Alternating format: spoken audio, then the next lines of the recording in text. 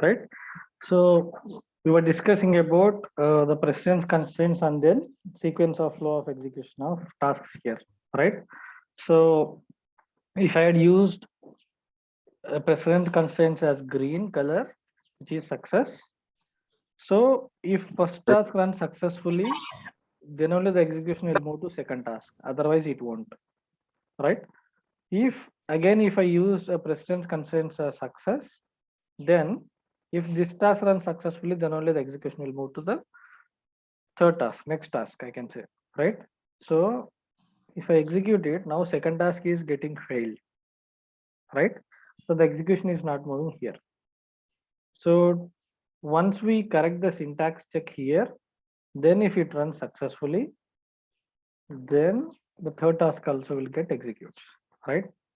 So if I execute it now, I corrected the syntax check of the second task.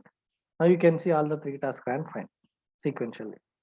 This will be called as a sequential run. And if you want to run parallelly, you just need to remove a precedent constraint. Let's say if I delete this one here, to delete, just click on delete it, right? So now what happens, this task and then execute SQL task 2 will get executed at a time.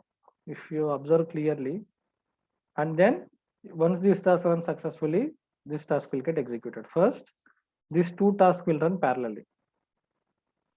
That is parallel execution. And earlier what we saw is that is sequential execution. See here, these two ran first, and then once it ran fine, the second task is executed, right? And if this task gets failed, if you want to execute this one, you just need to change to failure, constraint to failure. If it fails, then only the third task will get executed, right? So if I execute it now, execution is not moving to the third task. Why? Because the second task did not fail it. So if any of the task fails, if you want to execute some alternative method, we can use this failure option, right? So I'll make it fail. Now the third task will get executed. Execute task. Can you see here? It failed. And since we used a failure constraint here, precedent constraint, so the third task ran fine. Then what is the meaning of completion? The blue line. If I change here to blue line, which is completion, any guesses, guys? So you know the three constraints, right? Success, failure, and then completion. I explained you success and then failure. Then what is the meaning of completion? See here, I am wantedly making this task fail, second task. Will the third task run or not? If I use the constraint as completion. Any guesses?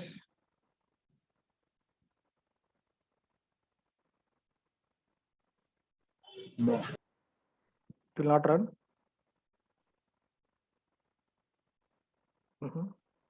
What is the meaning of completion?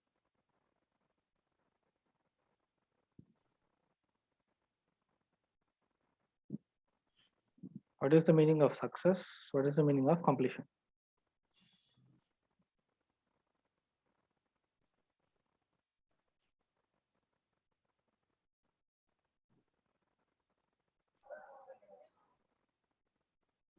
Not getting.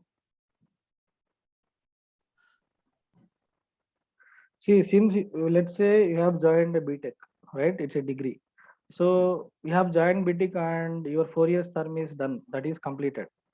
Whether doesn't matter whether you passed or failed, but your course is completed. That's the completion, right? Irrespective of success or failure. But if you say successfully completed, which means we have passed in all the exams, all the throughout the semesters, right? So the completion is nothing but if either whether the previous task gets success or failure, this task execution is completed. So irrespective of the success or failure, execution will move on to the second next task, right? Let's say I wantedly failing this task. If I execute it now, the execution will move on to the third task. See, since it failed, Even though it got failed, the third task ran and it ran successfully. That's the meaning of completion. Irrespective of the previous task success or failure, the execution will move on to the next task. So when will we use this completion means if there is no dependency between code which you are running between the tasks. The code which you are running here is not dependent on the code which you are running here. You can use the completion, right? So just remember this point, and going forward classes will make use of these options, constraints. Any questions, guys, on the control flow explanation? This is just, I just wanted to let you know the control flow, what does exactly it will do, right? Here we can run all the tasks, and within the tasks we can write our code. But if you use data flow task here, it is used to perform the operations in the data flow. That's it. In the data flow, we can add source, destination, and then transformations by using data flow task, right? By using execute SQL task in control flow, we can run whatever the statements which you want to execute in SQL Server. All those statements we can execute in execute SQL task in the SQL statement command. Okay. Clear the difference between control flow and then data flow?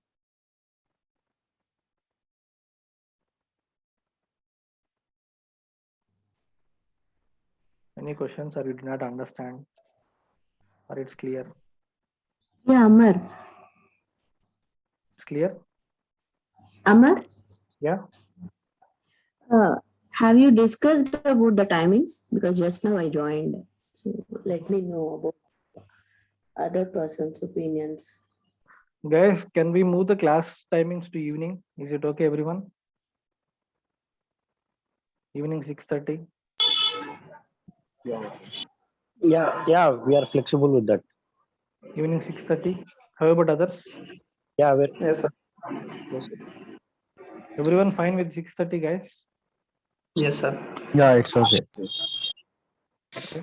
Amar, is the class going to be 1 hour or like how we are going to take it up further? Further, it will be, yeah, that's what, 40 minutes and sometimes 1 hour. That's it. Okay. See, even you, for few classes, I took only 1 hour, right, in SQL. Yeah. Almost will take it for only 40 minutes. If it's not covering within 40 minutes, I'll take another 20 or 30 minutes. That's it. See, even in the evenings, I'll be having calls. My calls will start at 7:30. Okay. So I have to finish the class before 7:30. So mostly it will be a 1 hour session or maybe less than that also. Okay. Okay. Fine. Then from tomorrow onwards, the class timings will be at 6:30 p.m. Okay. Yeah, So, thank you. yeah. Guys, any concerns with control flow and then data flow explanation? Is it clear? Okay, there will be an interview question on this. So what are the differences between control flow and data flow? So you need to tell the same points, right? So control flow will mainly deals with the sequence of execution of task, which means which task has to run first and which task has to execute next, and which task has to run parallelly also. Parallel means if you did not connect the precedent constraint, then two tasks will run parallel at a time. If there is a precedent constraint connected, then if the previous task runs, then only the second task will execute based on the constraint which you use, right? If you use failure, then if first task fails, then only the second task will get executed, right? And also there will be a question on what are precedent constraints. Precedent constraints, we have three types: success, failure, and completion. If let's say if you take two tasks in control flow, if first task runs successfully, if you use a constraint called success, then second task will get execute. But if the first task gets failed, the second task won't execute. Why? Because we have used a precedent constraint called success. But if you use a precedent constraint completion, irrespective of the first task success or failure, the execution will move on to the second task, right? If you use failure as precedent constraint, then if first task fails, then only the second task will get executed. If first task successfully runs, the execution will not move to the second task, right? I'll show you this example if you're not clear.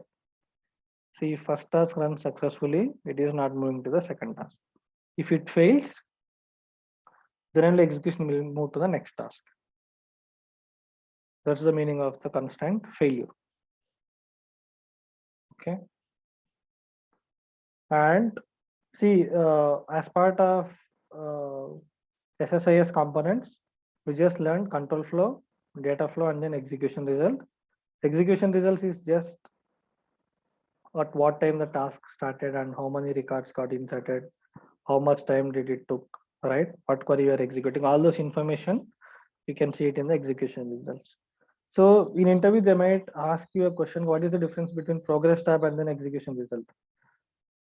You can say like both are same, but just during the execution time, the window name is progress. After execution, the window name is execution result. That's it. In the package explorer, this is also one more component.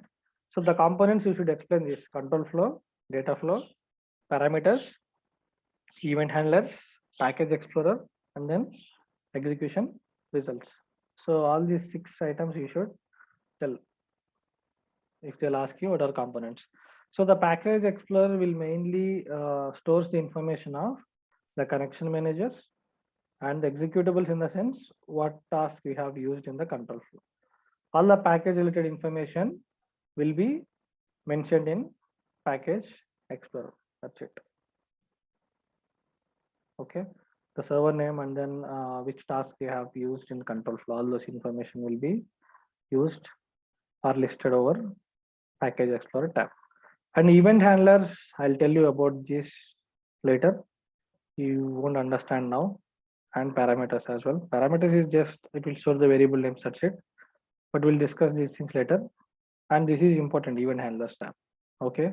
I'll tell you this about event handlers maybe at the last classes of SSIS at the end.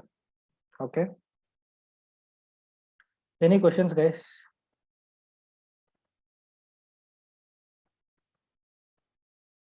No? Okay. So now I'll just explain one basic data load here for today.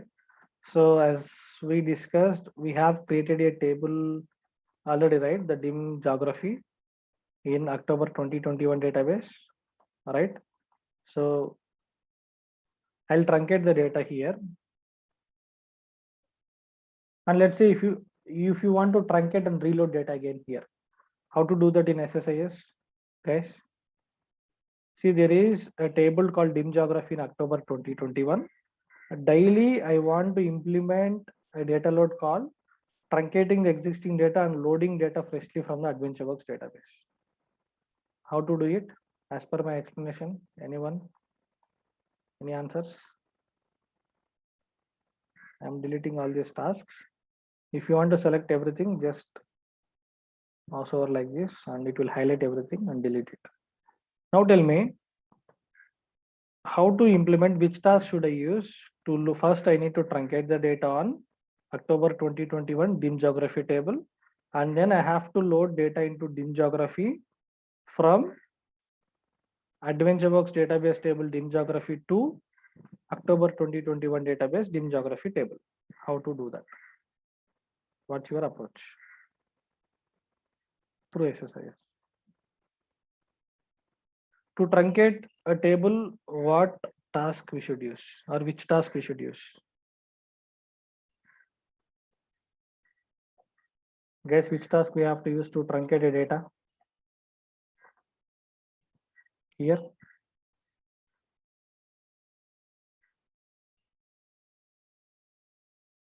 I explained the purpose of execute SQL task, right? So execute SQL task, we can run it, whatever the commands which we are gonna execute in SQL Server, right? So I'll use execute SQL task to truncate the table, and I'll select the connection manager as October 2021, and then I'll paste my query here. That's it, right? So, and always try to mention the task names. So I'll just use task name instead of execute SQL task. I'll just mention truncate followed by the table name. So if any new person also open the package and if he sees this naming convention, so he can get to know that, okay, inside this task, we are truncating the table, right? So that's why always in real time also try to make use of this practice, giving the task a name, meaningful name, right? And then in this task, I'm truncating the data. Once after truncating, I should load data from AdventureWorks database table, dim geography to October 2021 database table, dim geography. So to load this data, which task I should use it here, guys? So to load data, we have to use the data flow task, right? So the task name I'll just use give as load space table name, which means we are loading data into this table. Okay. And then to load data from source to destination, we have to use a source and destinations, right? So just double click on the data flow task. It will navigate to automatically the data flow. And then here, if you drag down, you can see the sources, which is OLEDB source you have to use. Since it is SQL Server source, we have to use the OLEDB source, and our destination also SQL Server, right? So use OLEDB destination, that's it. Your source also is SQL Server and destination also SQL Server, right? So this is the source which we had discussed here, the ETL flow, extraction, transformation, and then load. Extraction is nothing but fetching data from source. This is my source. And then transformation we are not using here. Let's talk about load. Load is nothing but loading data into destination. That's what we did it here in the data flow. And then if you click on here, you can see blue line and then red line. If this blue line is nothing but this is just a connector, guys. The precedent constraint is purely in control flow level, not the data flow. Here the line, this is just a connector. Don't think this is a precedent constraint. See, if you right click on here, you cannot see those options. Okay.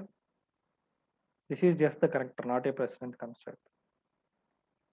Precedent constraint is available in control flow level, not in the data flow level, right?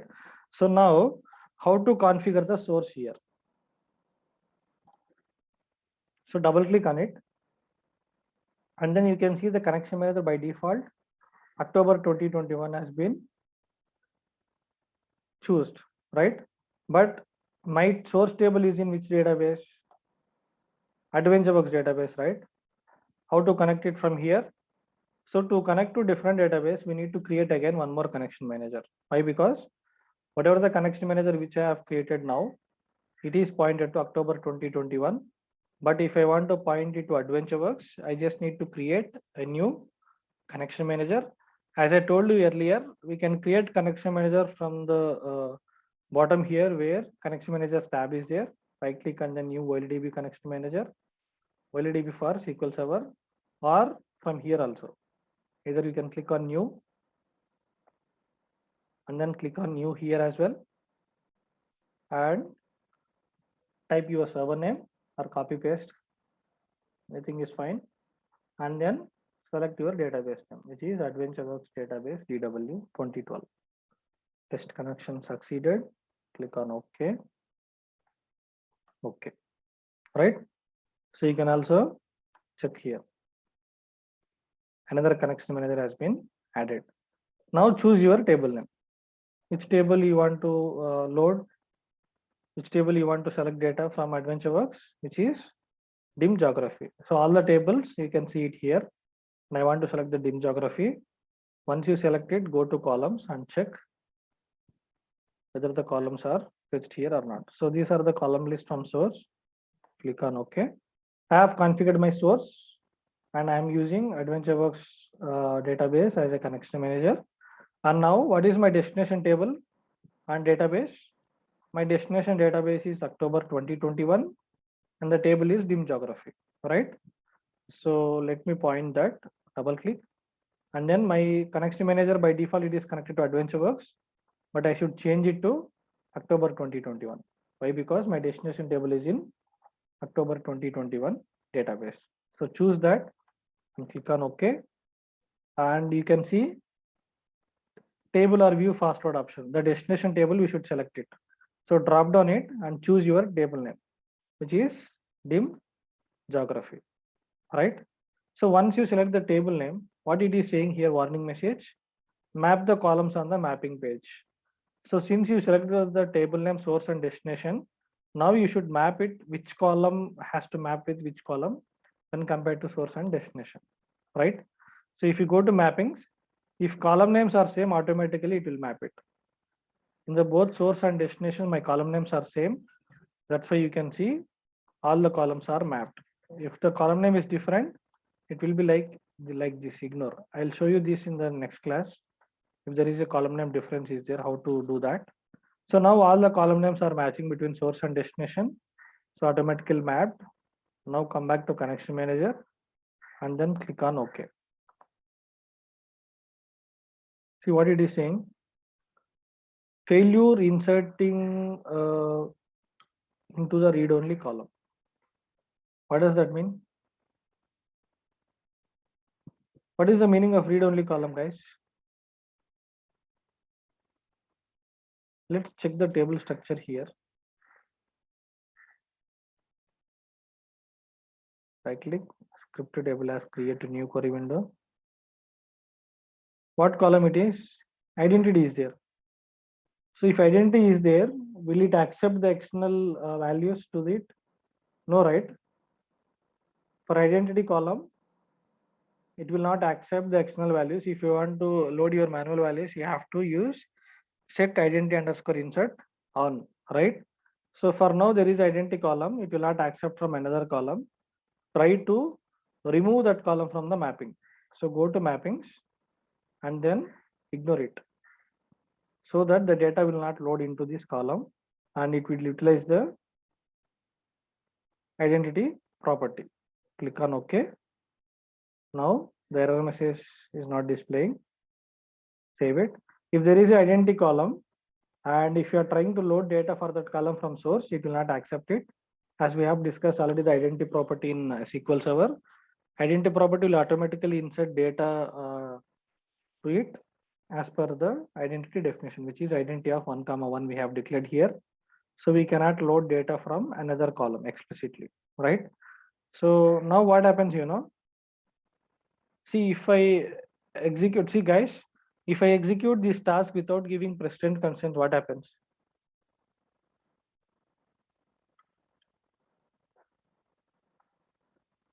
In this case, is it better to give a precedent consent between these two tasks, or it's better not to give the precedent consent? Which option is better?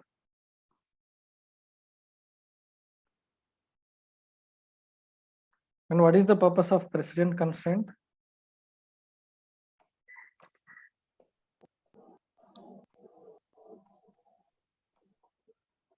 See, there is a dependency between these two tasks, right?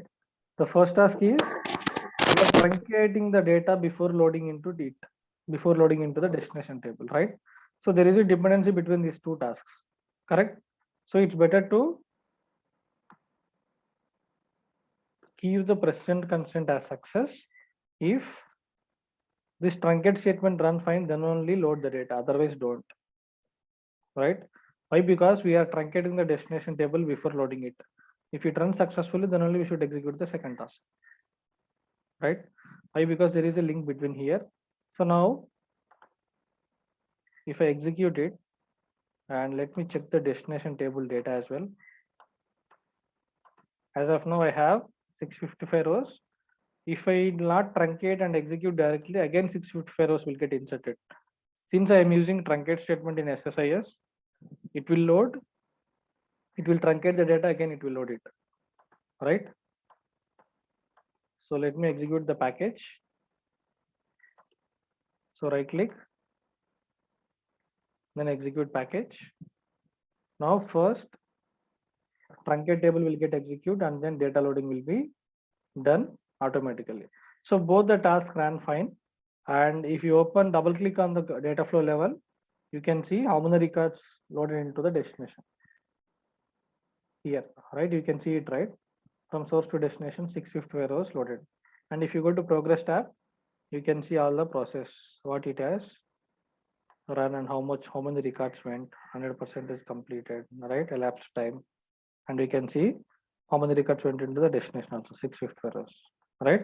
In the progress tab, all the execution related information will be displayed here. If any error is there, error messages also, right? If there is any warning messages, we can see it. So now if you check the data here, we can see still 655. Why? Because first it truncated the data and reloaded again the same 655 records. Okay. If let's say if I not execute a truncate task, if I execute only data flow task, what will happen, guys? Now how many records will be there in the destination?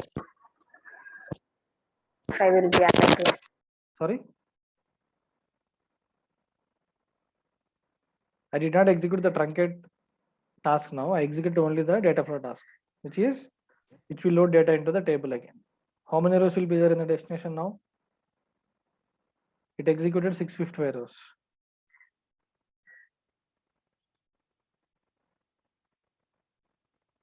It will append the data, right? So existing already there is a data 655 rows in the destination. If I execute it again, the data will be doubled. Why? Because before insertion earlier we truncated the data by using this task, but now we did not execute this task, right? We have executed only the data flow task again.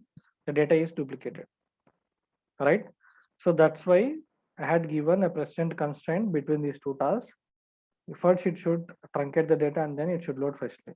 So if I execute the full package now, what happens? First it truncate the existing data and then it will load the source data again into the destination, which is 655 rows. Now you can see only 655 rows in the destination table, right? So that's the purpose of a precedent constraint and then the data flow and the execute SQL task. Any questions, guys? I'll stop here.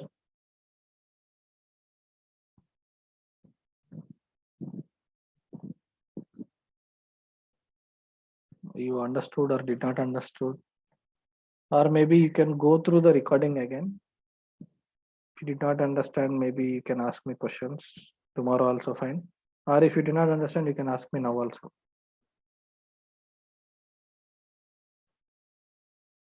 Okay, it will be easy SSIS compared to SQL Server.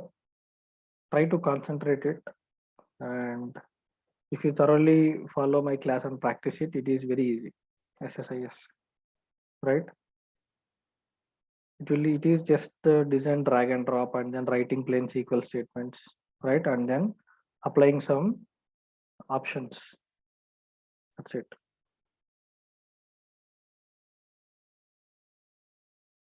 Any questions?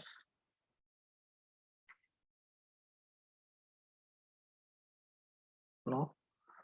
Okay. If there are no questions, then that's it for today, and then we'll connect again tomorrow. Okay. Please go through the class recording and let me know if you guys have any questions. Right. Thanks for joining, and tomorrow class will be at 6:30 p.m.